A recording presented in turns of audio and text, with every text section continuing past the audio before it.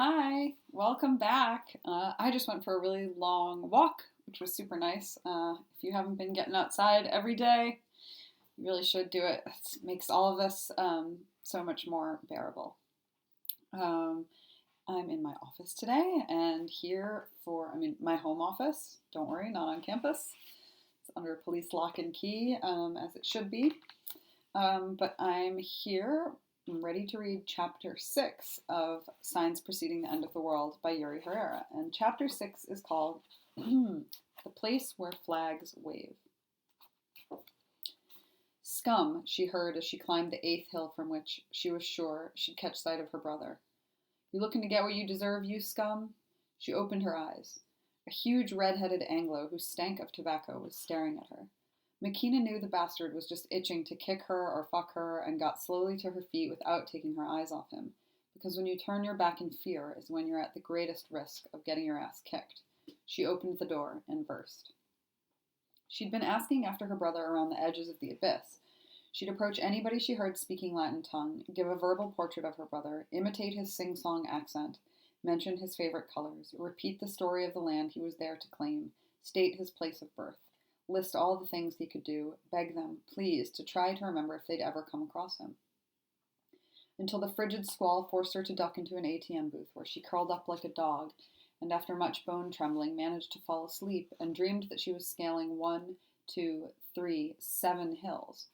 And when she made it to the top of the 8th, she was awakened by the thunderous contempt of the redhead. It hadn't fully dawned yet. The sky was barely a reddish exhalation that hadn't quite made up its mind to spread over the earth. But by this time, the people who might have information for her were already walking back in the hustle and bustle. She began to walk, rubbing her palms red and pricking up her ears. As she passed the back alley of a restaurant, she heard not only a familiar lilt, but a voice she knew. She peeked in and saw the youngster from the bus dragging metal cans up beside the restaurant door. He was working energetically, whistling a song from another time, and though he wore only pants and a t-shirt, he didn't seem to mind the early morning chill. He had a small bandage on the hand that Makina had schooled. He smiled on seeing her and made his way over, but as he got closer, his face clouded, more with sadness than with fear. I must look terrible, she thought. Fell on your feet, huh? Said Makina. Damn straight, the boy responded. How about you? Okay, but I'm not there yet. There's still someone I have to find. Your kin came for a grind, too? Yeah, but I don't know where. The kid pondered for a moment and then said, Come with me. They walked into the restaurant. Makina followed him past rows of cauldrons boiling on the stove, knives, hatchets, cressets, skillets, broke-necked chickens, and flopping fish, to a corner where there was a woman deveining a pile of red peppers. She was pale and thin and had an extremely sweet face, but to Makina she looked like Cora, perhaps because of the way she worked, as if undressing her grandchildren for the shower, or because straight away, like with Cora, she felt she could trust her. The woman raised her eyes, fixed them for a second on Makina without ceasing her work on the chiles, and lowered them once more. Doña, I am bringing you this girl here, the youngster said. She's looking for one of her kin, and since you've seen so many folks come through... Yes, I know, the woman said, but made no attempt to fill the silence that followed. What? Asked Makina. What do you know, Signora? I know who you are. Did you ever meet my brother? The woman nodded. Turned up all sickly and scared as a stray dog, she said. We gave him soup and a sweater and let him sleep under the dish cabinet. About a year ago it was, maybe less. Round about that time an Anglo woman came, seemed so sad, asking if we didn't have a young man, said she needed one urgent for a job. She seemed like a good person and just so sad, and I told your kin he should go see if that would work for him. Because like I say, she looked like a good person, but real mournful, and I had no way to know what it was she needed. Your brother went to see her and never came back. Reckon it worked out for him. And do you know where he went? Let the boy here take you. I showed him the barrio. The woman gave the youngster an address, and Makina was already rushing him out onto the street when she stopped and looked back to ask, How did you know who I was? Did my brother tell you how to recognize me? That too, yes. Told me he had a sister who just by looking at her you could tell she was smart and schooled, said the woman. Yes, that too. After half a block, the youngster was already lagging and decided to give Makina the address of the house where her brother had gone. Makina flew. She literally felt her feet not touching the ground, as if she could float, scissoring her legs till she found her brother and brought him home without setting foot on foreign soil again. The house was beautiful and big and pink, and a wooden fence surrounded it. Makina opened the little gate in the middle of the fence, went up to the front door, rang the bell, and waited. She heard a man's footsteps approach and got her hopes up that it was him, that he himself would be the one to open the door, that they'd be reunited right then, no more delays. The door opened, and there stood a small man with glasses, wrapped in a purple bathrobe. He was black.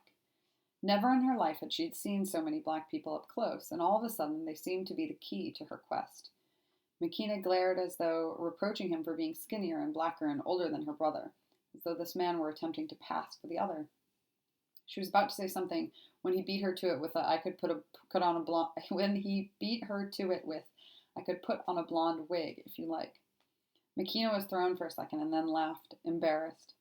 Sorry, she said in anger. It's just that I was expecting someone else to open the door. Someone white? Do you think this is a white person's house? No. Well, right you are. This is a white person's house. There's not a thing I can do about it, except dress like a white person. Do you like my robe? No, yes, it's just I was expecting someone different. A different black man? Are you saying that I'm not black enough? Makina laughed. The man laughed. Suddenly her anxiety had passed. For the first time since she'd crossed, she felt welcome, even if she still wasn't invited in. No, not white or black. I'm looking for my brother. They told me he came here to work in this house. Oh, shoot, the man said with exaggerated disappointment. I knew my prayers couldn't have been answered with such celerity. Last night I knelt down and begged the Lord, Lord, send me a woman to relieve me of my misery.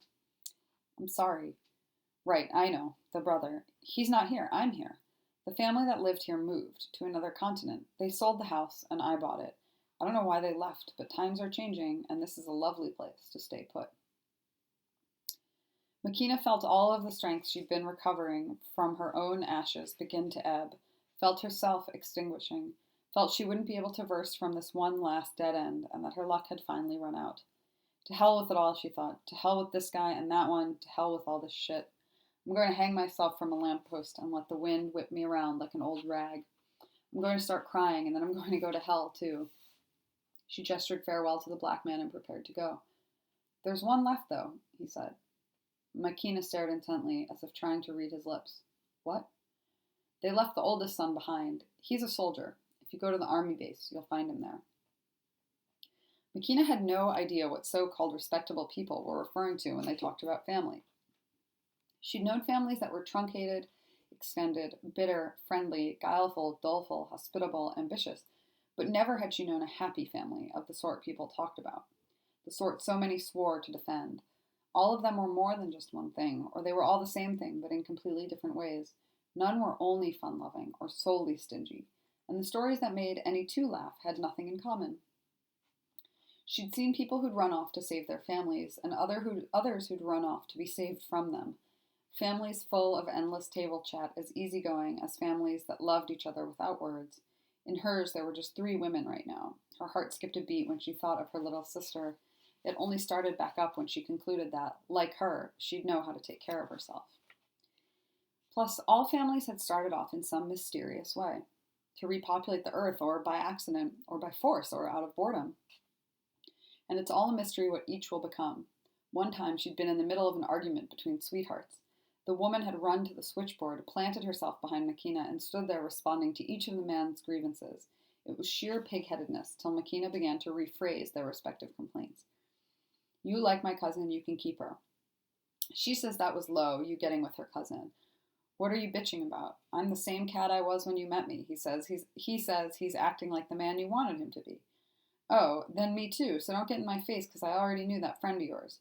She says what's good for the gander is good for the goose. But you'd never done nothing with him before, and me and your cousin was an item. He says that's apples and oranges. I don't care if you was an item back in the day, but I damn sure care if you still are, she says, stopping to play dumb. It was just one kiss, the last one. He says they were saying goodbye. Oh, right, then mine was a goodbye, too. She says, why can't she if you're still messing around? I'm not saying you can't, but it bugged me when everyone found out. He says he's not that jealous, but you shouldn't be so brazen. Then they both shut up, and Makina concluded, I think you're both saying that the both of you could be more discreet. For a while after that, every time she bumped into them, they'd thank her for getting them back together. Then she didn't see them anymore. On her way to the army base, Makina passed a building whose steps were crowded with people holding multicolored flags. Her excitement and hurry having subsided, she stopped to see what it was about.